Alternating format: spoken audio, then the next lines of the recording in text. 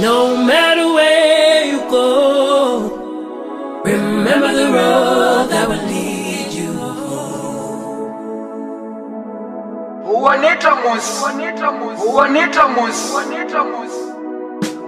No matter where you go. Hi friends, here finally we are in the community of Ugboha, and right now we are in the very beautiful palace of the great king, where we're going to be having a short interview with him. We want to know more about Ugboha, what's the need, and how we can put up things together to make this great community a beautiful one. So we are still awaiting the arrival of the king, so we can get this interview a success. So just sit down, relax, and enjoy every bit of what we are going to be discussing here today. Thank you so much for staying with us. We are out. You put on sanitizer first on your hand before you wear your face mask. You should put sanitizer in your hand before you wear the face mask.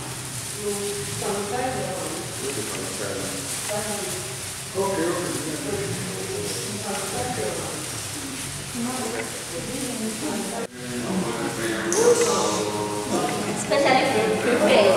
Yeah. Okay. Cover your nose and your mouth.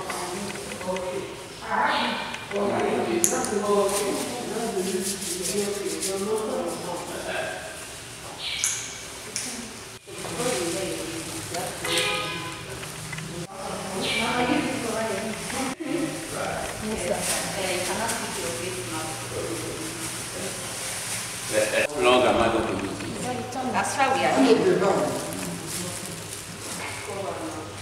The king is here, so you catch him. No, that's the way.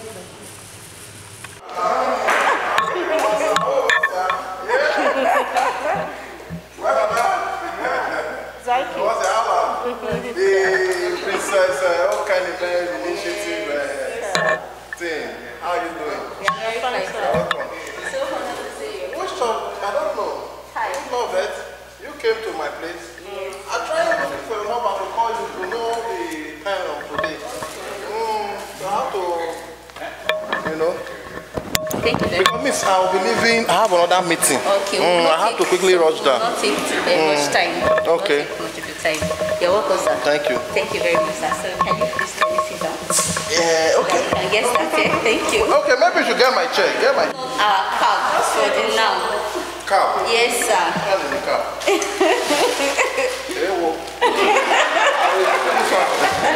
Yes, sir. So let's remove this.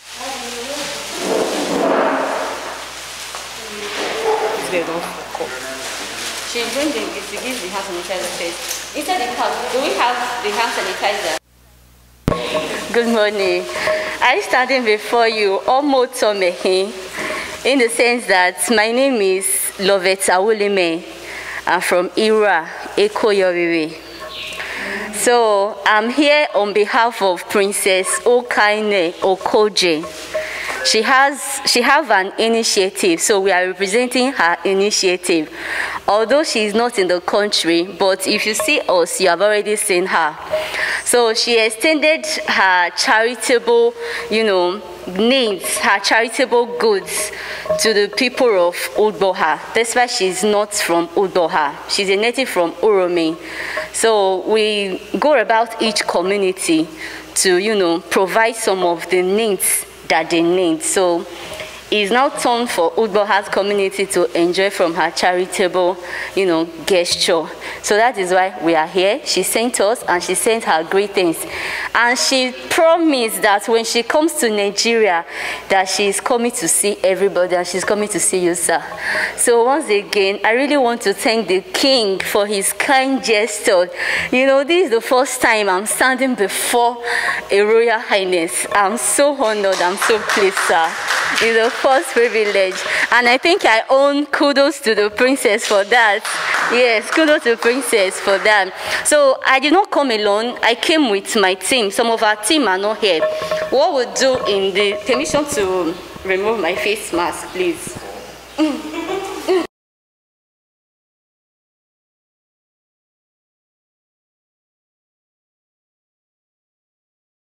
Then on behalf of myself, we want to also use the opportunity to say Princess Okaine,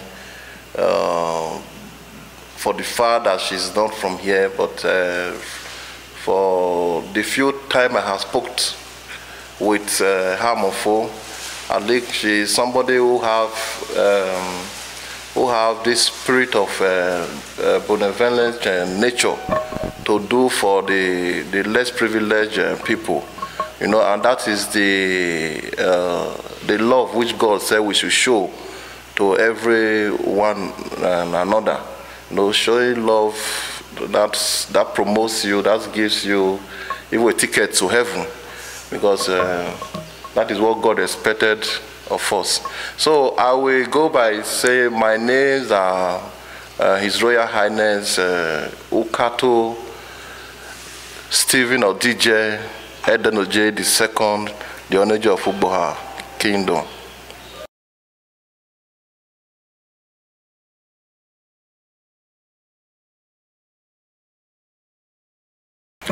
Well, challenges facing my kingdom,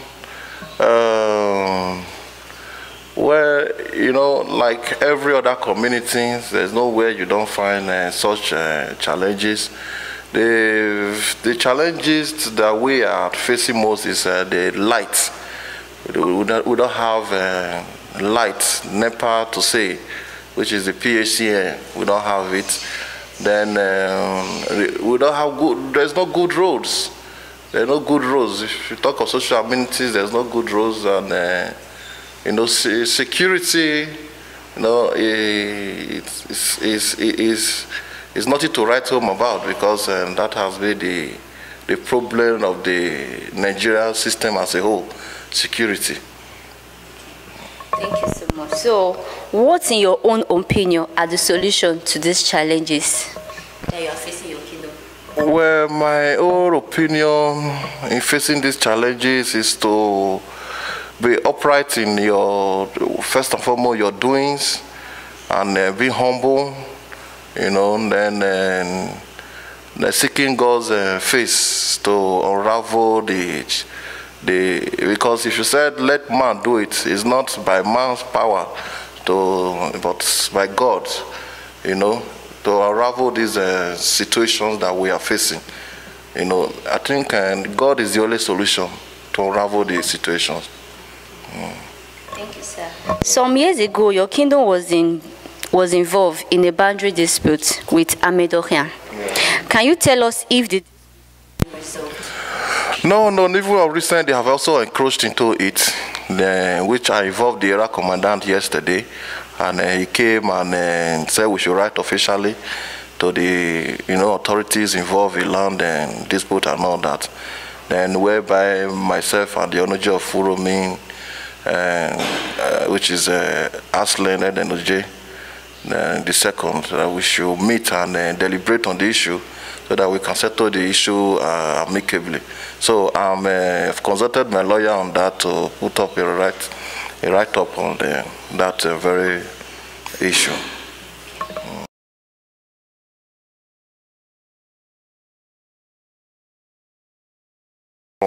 From our effort, from our doing, we are trying to see how we can possibly wage them out so that they don't exist in this kingdom. Because as much as you can, herdsmen, they are uncontrollable elements that even the Nigerian as a whole, the government as a whole, it seems like the thing is beyond them. So we as a community, we are also doing to see how much we can, make sure this whole thing didn't occur again. But the other thing is that like you all know, like I said before, herdsmen issue is a national issue. It's not particularly to a one community, you know. But on our own, we are doing our effort to make sure we solve that issue. These days, many youths, they prefer to travel to Libya. Yeah. down to learn hard work or go to school. So in your own opinion, what do you think?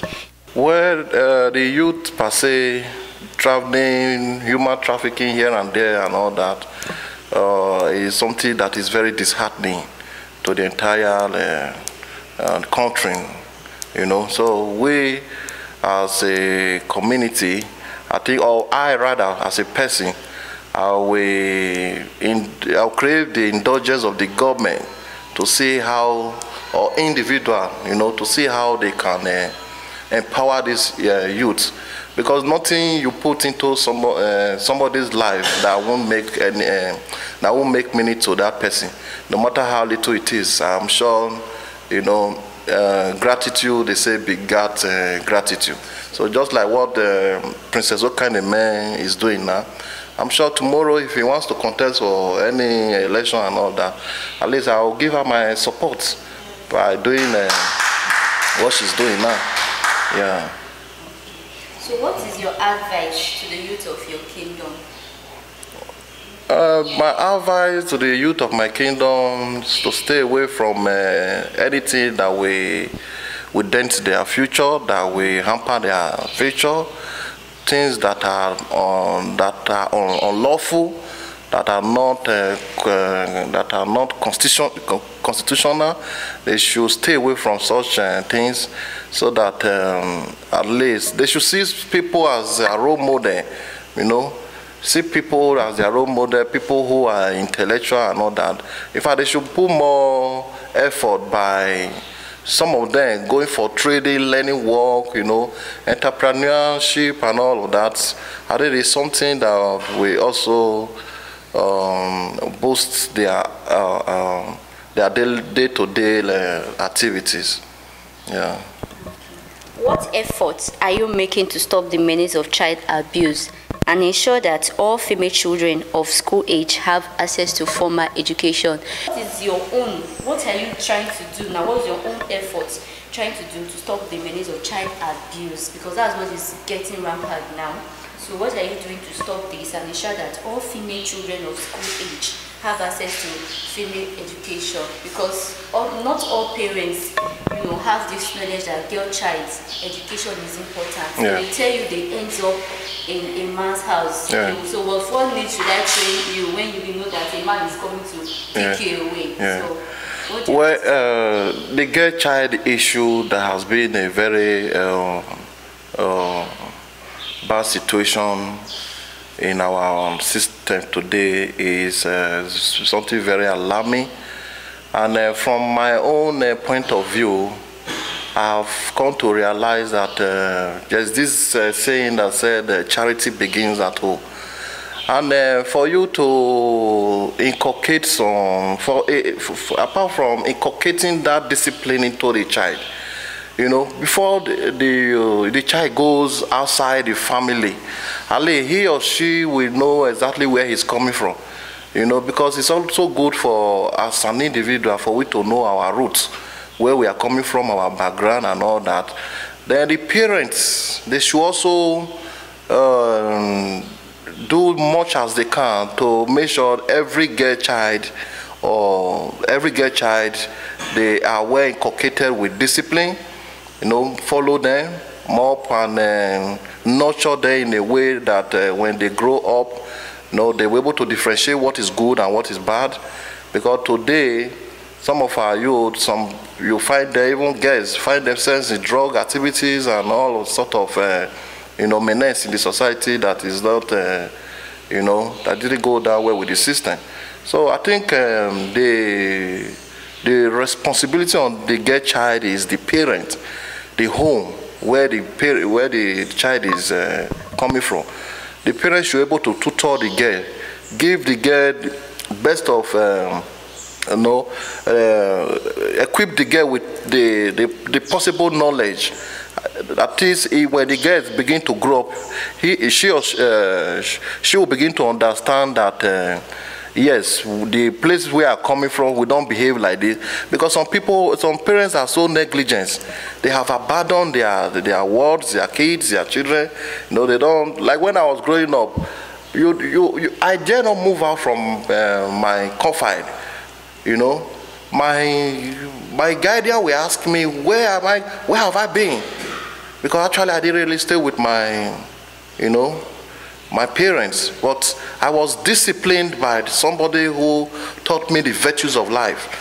I dare not go outside and come back late at night. But today, these days, guys go outside, even at their tender age, 16, 12 years, they go outside, they come back at when due, they enter the house, parents doesn't talk to them, they don't ask them where you're coming from. I think the bottom line of the get child issue is the home. Is the home. The charity should start from the home. Because if you know what you know in the house, when you go outside the society, then you're able to tell yourself, no, my dad, my mom didn't teach me this. This is what I learned as my moral virtues and all of that. I think the bottom line is the home of every parents to teach their girls the right channel, the way they should, do things in the society. So, tell us more about your rice company, Ugboha Rice, as the popular name. Well, the rice company, yes, is we are very happy as a community that at least for the first time since my, I think this happening since my session to the throne. At least there are so many development, at least little that is coming up. At least the rice company is one of the major, developmental stride that has put smiles on the faces of not just the Asian only, but the faces of the Edo states and beyond and the Edo states. So we are proud of it that the company is here and they are doing what they are supposed to do as a business owner, and we are quite happy about the company. So we pray for more development because we have vast lands for development here. So anyone that wants to come and invest, we are ready to support and give him or she the assistance he or she needs to establish that which he or she wants to establish. The rice, coming here to come and get the rice, we learned that even as far as those in Lagos, as far as the people in Benin, they all come, foreigners, they come to make high demand of this rice. Now, don't you think it's going to affect the cost of the price? Demand for the rice, yes. The cost, if I may get it correctly, those people outside. Foreigners, yes. So, economically, in economic, let's say the higher the demand, the higher the price, So if you have more people coming to demand for I think that is also going to affect the price because of the demand for the goods. But on the other hand, I will also crave I'll crave their indulgence. So please look at most especially the people that are here who are just peasant farmers who cannot afford to buy like the way others from the foreigners are buying. At least they should also look at that and put that into consideration so that the less privileged one can afford to get the rice.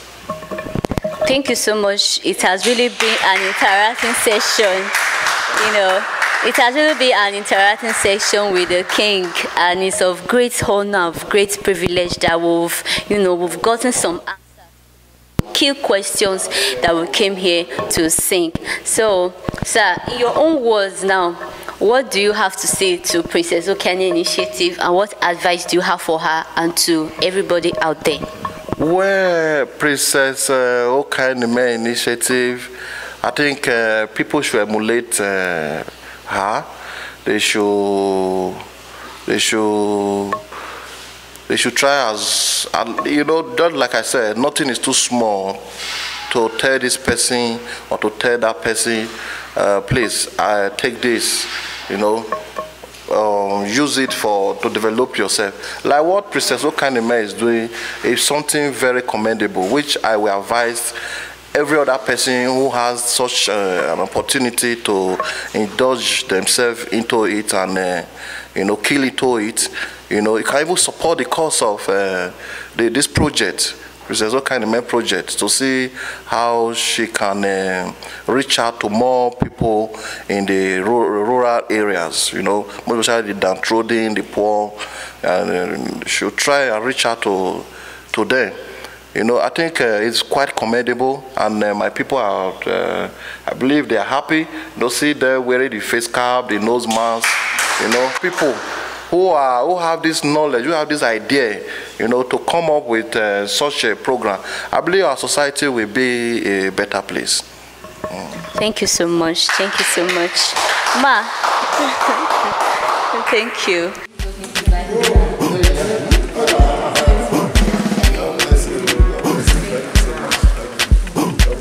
I'm coming, sir.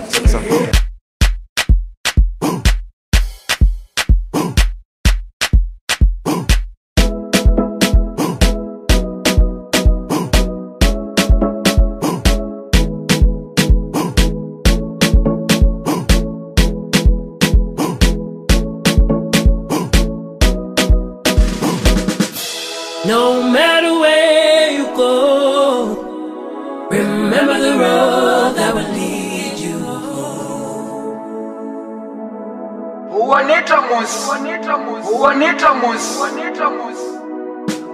No matter where you go, remember the road that will lead you home.